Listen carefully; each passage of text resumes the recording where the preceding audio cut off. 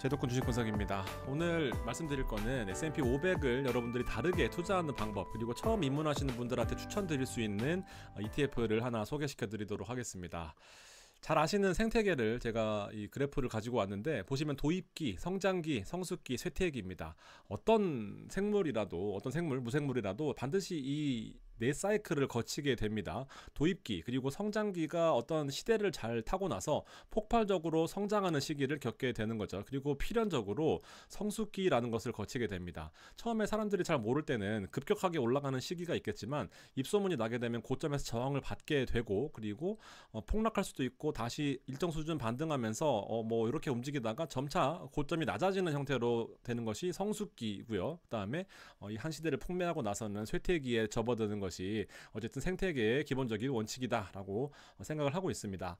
엔비디아를 예로 들어보면 한 시대를 풍미하고 있는 것은 사실입니다만, 비슷한 흐름을 겪고 있다라는 것이 저의 생각입니다. 최근 트렌드는 일단 전 고점 같은 폭발적인 상승세는 아니지만 하락 이후에 약간 이런 형태로 상승 그리고 하락 이후에 이런 형태로 크게 보면은 성숙기를 지나고 있는 것이 엔비디아 현재 상황인 것 같습니다.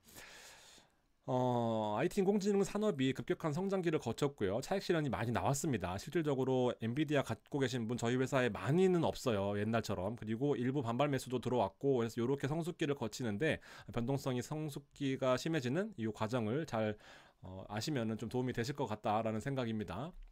자, SPY는 이 엔비디아가 포함이 되어 있어요. SPY는 미국 S&P 500에 투자한다라는 건데, 세계 시가총액 50%가 넘는 미국에 투자하면서 안정적이죠. 왜냐하면 500개를 나눠서 투자하기 때문에. 그리고 트렌디한 시가총액 상위에 있는 종목들이 가중평균 비중이 더 높습니다. 그렇기 때문에 트렌디한 종목들이 상위에 있어서 사실은 좀 좋은 종목들을 많이 사고 좀 안 좋은 종목들을 적게 사면서 500개를 분산 투자하는 것이 바로 이 SPY거든요. 투자에 내 자신만을 분배하고 있다는 거, 되게 잘하고 있다는 거죠. 또한 S&P 500이 사상 최고가를 기록하고 있죠. 6개월 동안 10%, 연간으로 33% 이상의 높은 수익률을 기록하고 있는 것이 바로 이 SPY입니다. 제가 스펙은 적어놨고요. 보시면 쭉 이렇게 올라가는 모습을 하고 있습니다. 최고가를 경신하고 있는 거예요. 지금 최고가예요. 551.83이 최고가인데 지금 나쁘지 않은 숫자를 기록하고 있는 게 바로 SPY입니다. 최고가라는 걸 기억하시면 좋겠고요.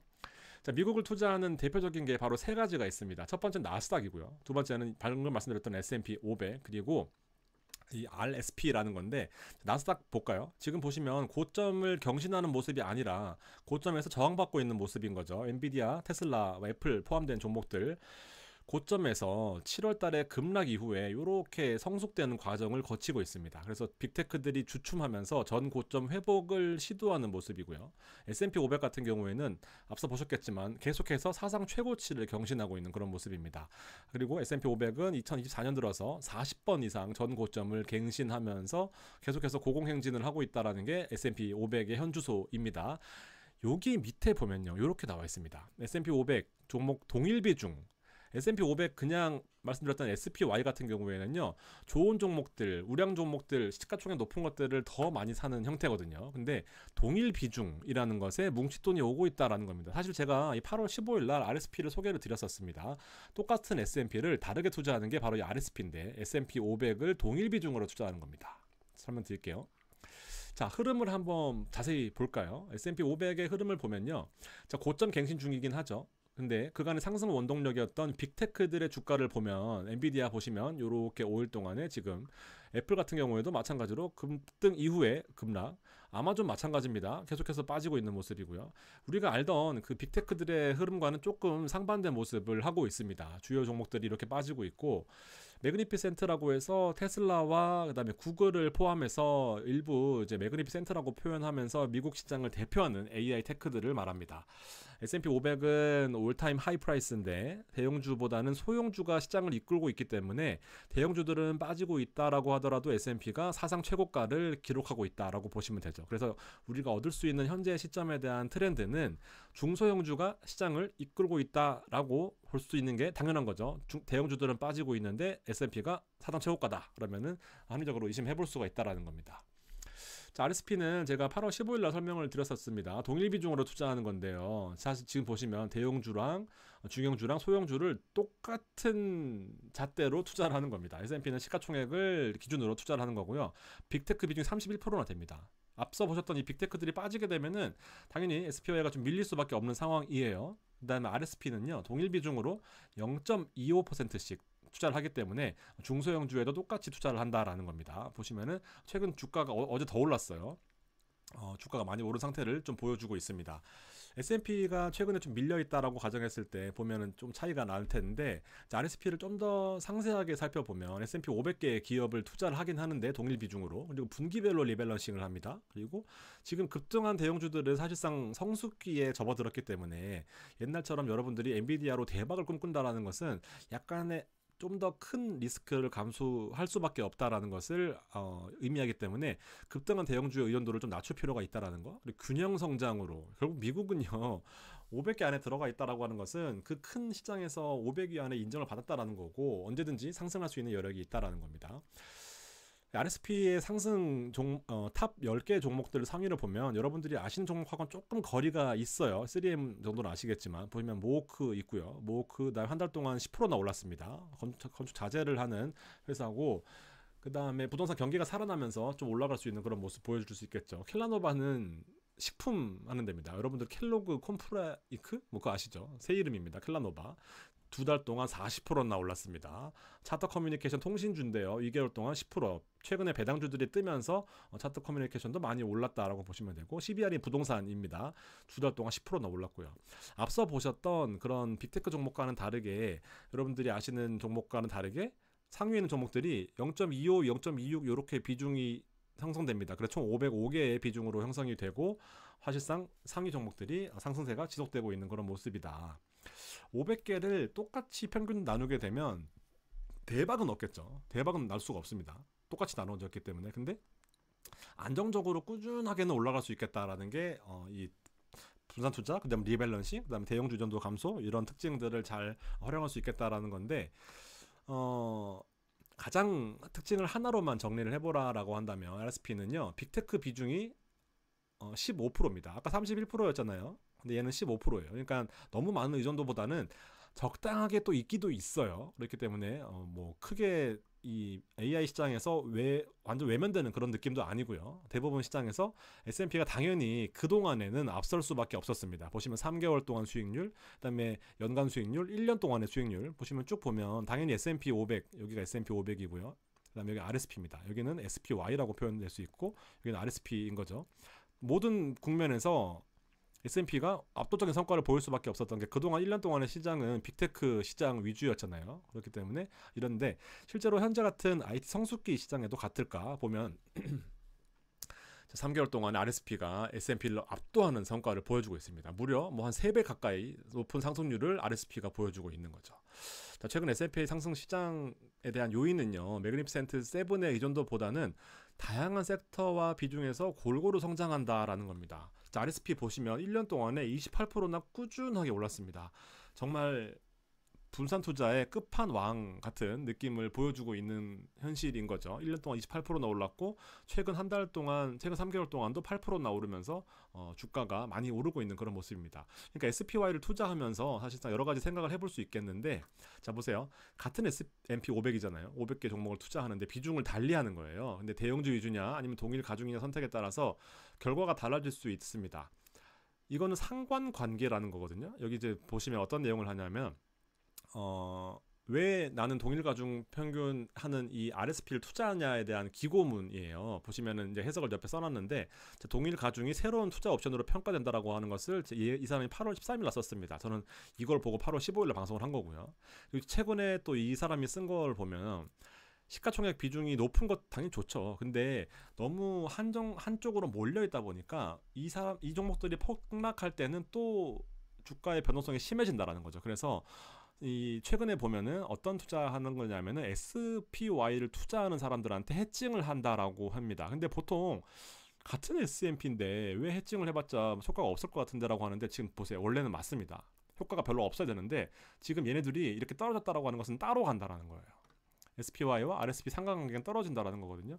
높은 숫자 근처에 있으면은 같이 간다는 거예요. 1 가까이에 있으면 얘가 올라가면은 얘도 올라간다라는 거거든요. 근데 이렇게 떨어져 있으면은요, 1 올라갈 때 이렇게 간다라는 거예요. 아니면 이렇게 올라갈 때 요렇게 가거나 다르게 움직인다라는 거죠. 그래서 상관관계가 낮아진다라고 하는 것은 또 다른 투자 방법으로 해칭을 할 수 있다는 겁니다.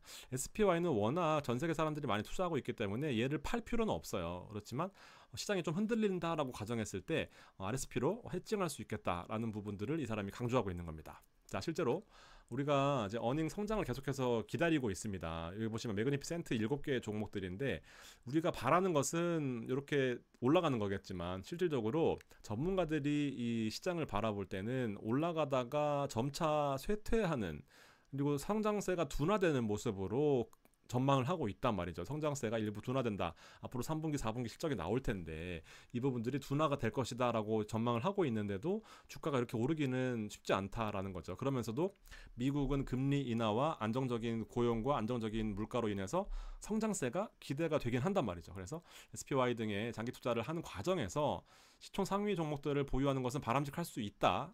근데 최근 실적 둔화가 예상이 되기 때문에 매도하지는 말고요, RSP를 추가적으로 한번 해보자라는 겁니다. 여기서 얻을 수 있는 교훈들은, 내가 만약에 한국 주식만 하고 있거나 뭐 은행 예금만 하고 있다라고 했을 경우에는 이 RSP로 S&P 500을 똑같이 한번 사보는 거죠. 그러면서도 안정적인 흐름을 기대할 수 있다라는 겁니다.